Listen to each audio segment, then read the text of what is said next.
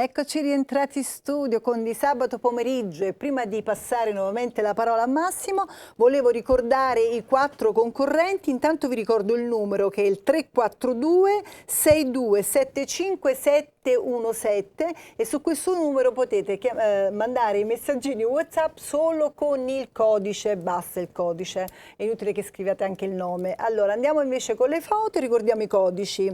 Con il codice 01 Carlotta Pilozzi, con il codice 02 Diego De Riu, con il codice 03 Flavia Amata e con il codice 04 Lavanga. Ricordo nuovamente il numero 342 6275 717. Mi raccomando, votate che alla fine ci sarà questo verdetto finale del contest. Io canto per il verdetto di questa settimana. Che stress. Eravamo arrivati dove? Parlavamo di tu che Saturno. sempre mi fai le domande a trabocchetto, così e No, mi ma hai perché io so che tu sei tutto, tu sei un tuttologo, sì, non sì. sei un... No, quello è Roberto D'Agostino, quello mi pare, no, sì, che è un tuttologo, non mi ricordo chi è. Non sei un astrologo, punto. No, quello no, assolutamente no, esatto. non sono È l'ultima cosa, diciamo, delle tue tante cose, giornalista, stilista No, e tutto il perché resto. la cosa interessante da dire è che questo è semplicemente, appunto, come dire, è la punta dell'iceberg e questo ti stimola a guardare, ecco, parlavamo del vestito, parlavamo di ciò che dobbiamo guardare, no, e ti raccontavo che quando mi presentano qualcuno, no, e magari ti presentano anche qualcuno importante per fini lavorativi, il discorso che dicevamo che ti prima, dicono, sì. ah, questo è un politico, vedrai, adesso ti presento l'assessore, no? Io dopo 5 minuti regolarmente non mi ricordo manco chi è, però io comincio a guardarlo, a studiarlo, le scarpe, come si muove, dove guarda, a parte che poi se so anche il segno e l'orario di nascita, povera che capita sotto a te. Gli do una bella guardata per vedere, no, ma soprattutto no, sai, scherzo, certo. perché se tu umanamente non ci puoi fare niente con una persona, ti possono presentare anche il re e non ci fai niente. Infatti si diceva una volta che vale più un portinaio, può fare più un portinaio che un presidente. Assolutamente sì, assolutamente sì, e io ne ho avuto varie riprove. Andiamo con gli altri 6 segni. Lo so però, che tu hai sempre paura che ci perdiamo. No. Sì. Anche perché da casa, sai, chi sta lì? Sei il mio pollicino. Io sono comunque al secondo posto, me la cavo bene. Però... tu vai bene, sì, appunto. No, chi sta in ultimo deve ascoltarsi tutti i segni degli altri. Vabbè, perché così impara, no? Così impara, appunto. Sì. Se no devo cantare una canzone, perché qui praticamente vedo che ha più audience la cantata. Quindi... Beh, sono cose diverse, le rubriche sono tante, siamo qui 3 ore di diretta, qualcosa, un po' cantiamo, qualcosa un po'... dobbiamo pur fare. Allora, continuiamo dalla Bilancia, che è il segno successivo alla Vergine, che sta ospitando Venere, il che è una bella notizia per le bilance. Quindi stanno benissimo quelli nati nella prima decade, perché stanno vivendo un momento magico, perché quando passa Venere ci si sente meglio. Perché crea benessere. Anticamente, proprio gli antichi, tutti, gli imperatori romani, tutti proprio, studiavano le posizioni di Venere, di Mercurio e di Marte, proprio per vedere come fare per concepire un figlio, per stipulare un trattato di pace. Con Marte e Saturno si dichiarava una guerra, non era tanto, insomma, purtroppo, vabbè, c'era anche quello. Però invece i pianeti, difatti, Venere congiunta alla Luna è uno degli aspetti migliori anche per le donne, per la maternità, per fare un figlio, per concepire, perché sono i 2 pianeti del femminile e del benessere, capito? Quindi è una cosa importante. E adesso la Bilancia che gli passa a Venere possono fare tante cose, saranno molto facilitati. Lo Scorpione sta ospitando il Sole, la Luna e Marte, quindi sono nel pieno di una bella trattativa politica. La terza decade è la più, come dire, è la più stimolata, perché questa congiunzione, questa luna nera, la famosa luna nera, no? che alzavano la carta, mi ricordo, in televisione. Questa famosa la luna nera. nostra amica Cloris Brosca, ma l'hai citata, fammela nominare, che l'ho incontrata l'altra sera allo spettacolo di Bocciarelli, di Vincenzo Bocciarelli, la Sosara, e quindi come potevo, me l'hai tirata di bocca, io mi ricordo appunto questa luna nera. Esatto. E quindi l'avremo lunedì, comincia per fortuna la luna nuova, che è una fase molto bella per tutti, diciamo. E hanno però appunto, c'è questo bollimento in pentola, bolle molto, poi c'è quest'Urano opposto. Ho detto, se siete nervosi, se volete rompere qualcosa, sappiate che può essere solo uno stimolo emotivo, solo uno stimolo nervoso, ma non c'è bisogno di rompere le cose veramente, ecco. I Sagittari è appena entrato Mercurio e quindi sono in affari. Hanno la loquela facile, hanno la loquela spinta, perché Mercurio è anche il pianeta che ci fa parlare, che ci fa comunicare rapidamente. Però c'è Saturno che si è messo di quadrato dai pesci, e allora i nati proprio nel primo giorno, o il primo o il secondo, devono stare in campana, perché gli possono saltare i giochi. Se hanno costruito male l'edificio delle loro ultime, diciamo, vicende, potrebbe incrinarsi, potrebbe crollare, ma non vi preoccupate, perché Saturno ci sfascia le cose perché ce le fa riedificare meglio, mettiamola così, ecco. Poi basta, perché poi ci sono gli altri tre, e quando dobbiamo fare uno... Adesso li dobbiamo fare. Ah, adesso? Eh sì, abbiamo anche poco tempo, ci dobbiamo anche sbrigare. Ah, ecco. Sei piena di sorprese. Il Capricorno va bene, a parte questo quadrato di Venere, quindi lavorano, sono pieni di energia, fanno un sacco di cose, però magari non si sentono proprio amati al massimo. Gli Acquari sono favoriti al contrario da Venere, perché è nello stesso elemento, nell'aria, quindi sono favoriti nei sentimenti, nella vita sociale, nelle amicizie, però hanno i pianeti dello Scorpione e del Toro sono quadrati. Gli Acquari facciano attenzione con che affari stipulano, che accordi prendono, se devono firmare delle carte. Stiano attenti a quello che firmano. I Pesci, Saturno ha ricominciato a mettersi in modo diretto. Tanto il peggio lo devono aver passato, perché già Saturno ha fatto una passata, quindi già si è rotto qualche cosa. Adesso devono aggiustare i cocci, ecco, mettiamola così. Va bene? Va benissimo. Massimo, io intanto ti ringrazio sempre perché accogli questi cambiamenti senza farmela pagare, però basterebbe leggersi la scaletta la prossima volta, quando su questo gruppetto che abbiamo dico leggiti la scaletta, perché da questa settimana abbiamo una novità, che è in punta di note l'etichetta di Cusano Italia TV, di Cusano Group, quindi... infatti io volevo cantare una canzone, però non mi hai avvertito. Ti facciamo firmare un contratto anche a te, un'esclusiva. Sei con me, tu comunque, scendi dalle stelle. Non ti muovere, noi ci vediamo la settimana prossima con te, ma non ti muovere, stai con me, così seguiamo insieme la rubrica che sta per seguire, che è Pittori a confronto, del nostro amico Mauro Russo.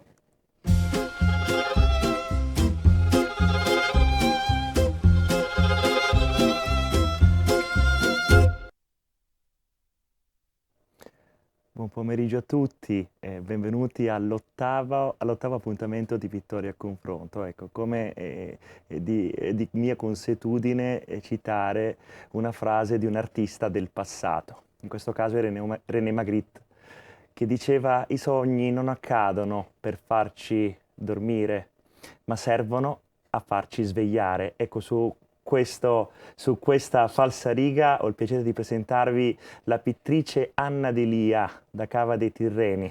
Ecco, buonasera. Buonasera, buon pomeriggio, anzi, buon pomeriggio senz'altro. Benvenuta e grazie per aver accettato il mio invito, Anna. Grazie, Ecco. Davvero lieta che mi ha invitato in questa rubrica, sono contentissima. Un saluto anche a tutti i telespettatori di Cusano Italia TV. Ecco. Anna, tu arrivi con un'opera che ho avuto la presunzione di scegliere io questa volta, che è Cielo di cristallo, no? Ecco, mi ha affascinato prima il titolo e contemporaneamente l'opera, perché mi è sembrato così un discorso quasi tra cielo e terra, no?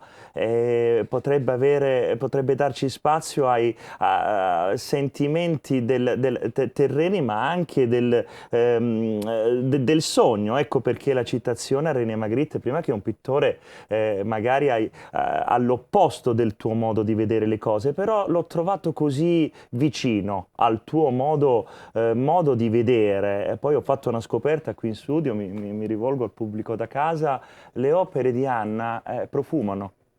È la prima volta che trovo un artista, un pittore che sparge del profumo sulle superfici. Quindi raccontaci, vedendo la tua opera, io ho visto te. Nel tuo modo d'essere, ecco, parlaci del tuo modo di agire e da dove nascono queste superfici che sembrano quasi un percorso, sembrano quasi dei labirinti, ecco. Sì.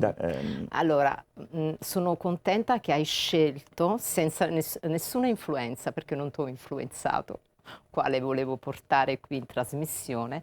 Ovviamente hai Cielo di cristallo, in effetti questa è l'opera che rappresenta tutta la serie di opere che ad oggi, in circa 2 anni e mezzo, sono circa 70. Je suis Usia, io sono essenza. E questa opera in particolare, Cielo di cristallo, ovviamente bisogna guardarla nei dettagli, come una sorta anche di lacrime che scendono, ma possono essere interpretati in 1000 modi differenti, ma ci proietta in un altrove magico, dove tutte le nostre emozioni, i nostri sogni, i nostri desideri vanno realizzati. È un'opera, allora, è una tecnica, ovviamente nasco un po' come pittrice, come tanti, dal figurativo anche al surrealismo. C'è stato un periodo che una serie surrealista. Per approdare a questo dipingo da sempre, da più forse di 40 anni, ovviamente a diversi livelli di consapevolezza normalmente. E quindi alla fine avevo l'esigenza di realizzare e di sperimentare un qualcosa di assolutamente nuovo che mi desse la possibilità di esprimermi completamente. Sono delle lenzuola di lino ricoperto di materico, dove all'interno c'è questa essenza, proprio per creare un effetto tridimensionale, di diverse dimensioni e soprattutto anche di coinvolgere i diversi sensi. Ecco. Le mie opere, io dico sempre, le potete anche toccare, perché anche dal toccarle vengono fuori delle forti emozioni. Quindi c'è un discorso tattile e salta subito all'occhio il fatto che tu dichiari di essere fondamentalmente autodidatta, perché sei nell'insegnamento ma insegni letteratura, quindi c'è anche un fatto letterario in questo. Ma al di là di questo, il fatto che tu parta dal figurativo ma sei approdato subito all'informale, ma è un informale materico, quindi racconta una verità interiore, quindi il logorio interiore, come a me accade nei miei paesaggi, parte dall'osservazione, quindi mi possesso della realtà per fare una mia realtà. La tua realtà si può definire una realtà introspettiva quando tu produci, o ti impossessi di qualcosa, parti da qualche oggetto, da qualche forma che è riconducibile alla realtà per poter fare le tue superfici? È questo che mi chiedo guardando le tue opere, perché le ho viste tutte, non voglio avere la presunzione, però mi pare di aver visto tanto. Tu sei approdata subito a questo lacerare, a questo voler sentire quasi come un pittore spazialista, no? Mi riferisco a Roberto Crippa o anche a Lucio Fontana, che poi lui si esprimeva con un taglio, quello che tu magari stai dicendo con il tuo lino, no? Che poi già il termine lino ci riconduce a qualcosa di fortemente sacro. Ecco, nostro Signore Gesù Cristo è stato avvolto in questo prezioso tessuto. Quindi c'è anche un fatto sacrale. Ecco, c'è tutto questo dietro il tuo racconto, o nasce soltanto da un fatto come accade a me? Guardo un cielo, ecco, dietro alle mie spalle, ecco, vedo uno dei miei cieli e lo rappresento sulla tela per magari per incontrare certi artisti che magari provengono dall'informale. Tu fai invece un percorso inverso, cerchi la materia anche con un senso tattile, quindi raccontaci di questo, racconta a Pubblica Casa questo e racconta anche a me perché è fortemente interessante questa Allora, cosa. io ovviamente il mio percorso è stato è lungo e spero che continui, ovviamente. Ora c'è un'osservazione del sé, del profondo, è una sintesi, è una sintesi di noi, cioè di me, ovviamente da tutti i punti di vista, ovviamente come ha ben evidenziato sono un autodidatta. Ehm, Però ho l'esigenza di portare tutto ciò che è la sintesi della mia cultura, che significa di un mio percorso anche interiore di ricerca. È come se volessi dare una forma alle emozioni. Non partono mai da questo non viene da un'osservazione esterna, ma di un'osservazione interna dell'essere, di realizzare quel cristallo, quella limpidezza, quella bellezza per potersi dare forma alle emozioni. Ovviamente c'è stato anche un fatto contingente, era dopo il Covid e ovviamente noi pittori siamo stati un po' per quanto riguarda anche il doversi fornire dei materiali. Ricordo bene. E quindi in casa ho dovuto cominciare a vedere che cosa avevo in casa per poter Tutto è continuare stato a dire propedeutico per poter agire. sì. Quindi ti è tornato utile questo? Mi è tornato utile, ma ovviamente si matura e si matura nel tempo, è lungo il percorso, non è perché mi mancava un materiale, quindi ho utilizzato le lenzuola di lino che ho trovato a casa. Però ovviamente ho visto lì dalla prima opera come era facile esprimere quelle emozioni, come se i pennelli da soli su una tela ormai mi andavano stretti.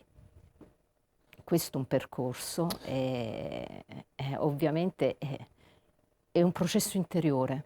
Ecco, è interessante magari osservare e capire quali artisti ti hanno portato a ciò, perché io so che tu sei molto acuta nelle tue considerazioni sulla storia dell'arte. Ecco, però tendi a nascondere questa cosa, ma non perché tu non vuoi far vedere le tue carte, ma perché forse per un discorso legato al fatto che in maniera indiretta vuoi essere sempre più autentica senza rifarti a nessuno. Ma a chi accosteresti il tuo modo di vedere le cose?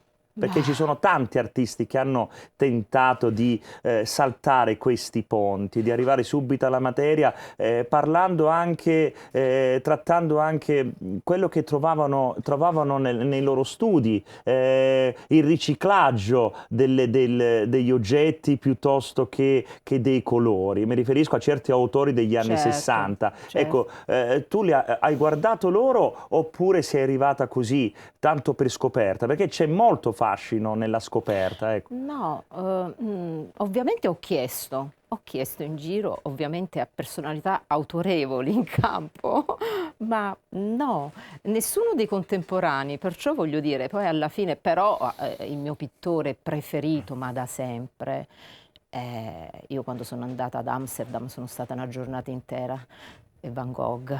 Che- Ok. E ovviamente sì, l'espressione è differente, però l'emozionalità ecco, che mi porta ecco, fuori, posso dire questo ecco, poi, perché ognuno di noi nell'arte, io porto fuori la mia verità, ho voglia di fare arte, ma io dico sempre sono gli altri che poi ti devono riconoscere di questo. E quello che mi entusiasma è vedere gli occhi degli spettatori quando le vedono per la prima volta. Per me quella Anna, è la magia. Anna, sono così felice della tua affermazione che io voglio entrare nelle case del pubblico che ci sta guardando ed esprimere veramente in maniera tangibile la mia gioia nel sentire esprimere che un artista, una pittrice così informale e così quasi primordiale nel tuo modo di fare si accosta a Vincent van Gogh, che era il padre dell'arte moderna, un grandissimo figurativo. Quindi mi dà la conferma e la gioia per me, pittore, ancora una volta di poter guardare un ulivo o di guardare l'orizzonte del mare, perché tutto riconduce ad un'unica verità, sia che se si parla di forma, che se si parla di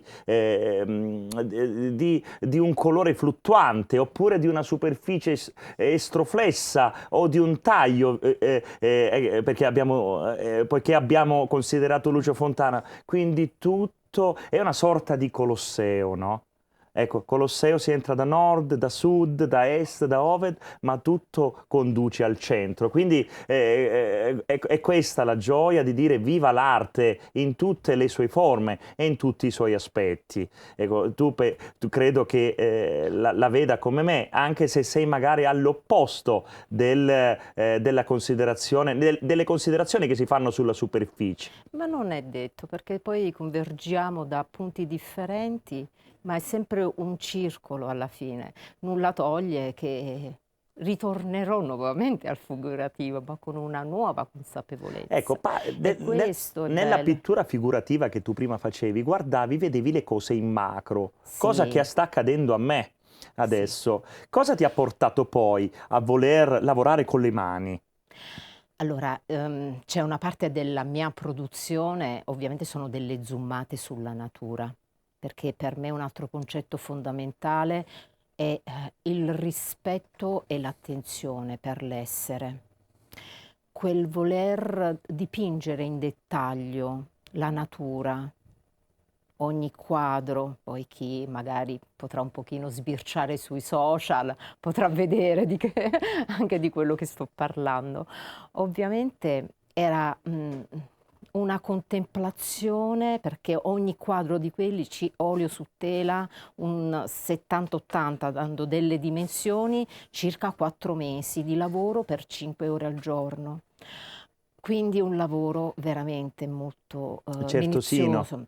Però quello serviva a me per ritrovare me e una contemplazione della natura, del creato di Dio. Ed era un modo di trovare un equilibrio interiore. Una sorta di ora et labora. Sì. Una prega e lavora, sì, ma col fatto che c'è il mezzo espressivo di mezzo. Ecco. Sì. Ecco, tu sei nata in Svizzera. Sì. Come sei approdata poi a Salerno? Ecco, perché sì, questo aspetto è importante, sì, perché sì.